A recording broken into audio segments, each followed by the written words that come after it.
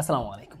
যারাই হচ্ছে আমার ভিডিওতে কমেন্ট করতেছেন, ফেসবুকে, ইউটিউবে, ইনস্টাগ্রামে, টিকটকে যে ভাইয়া একটু বুঝায়া বলেন, একটু বুঝায়া বলেন।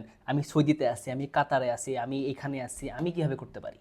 ফার্স্ট অল বুঝাই, আপনারা যে দেশেই আছেন, ওইসব দেশে অ্যামাজন থাকুক বা না থাকুক, আপনি সব দেশ থেকেই অ্যামাজনে সেল করতে পারবেন। আপনার দেশে থাকলে সুবিধা কি? থাকলে সুবিধা হচ্ছে ওইখানে আপনি এফবিএমও করতে পারলেন, এফবিও করতে পারলেন। না থাকলে কি শুধু এফবিএ করতে পারবেন।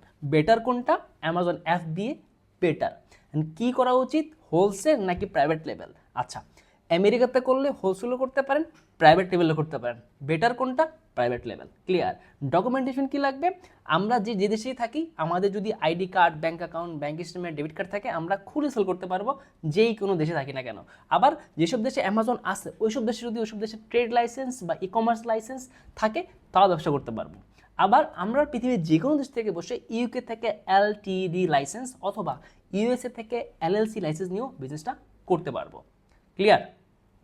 আর বাংলাদেশ থেকে যারা করতে চায় তাদের একটা প্রবলেম, ভাইয়া আমি বাংলাদেশ থেকে করতে চাচ্ছি, এক্ষেত্রে কি লাগবে? বাংলাদেশ থেকে করতে গেলে কি হচ্ছে, আপনার ব্যাংক অ্যাকাউন্টটা নিচ্ছে না। তখন কি করবেন? আপনি বাংলাদেশে বসে একটা পেইনোর অ্যাকাউন্ট খুলতে পারেন। ওই পেইনোর অ্যাকাউন্টটা অ্যামাজন অ্যাকসেপ্ট করে, ওইটা দিয়ে আপনি অ্যামাজনের পেমেন্টটা নিতে পারেন এবং আপনি অ্যামাজনে স্টার্ট করতে পারেন আপনার বিজনেসটা। আর বাজেট কত লাগে?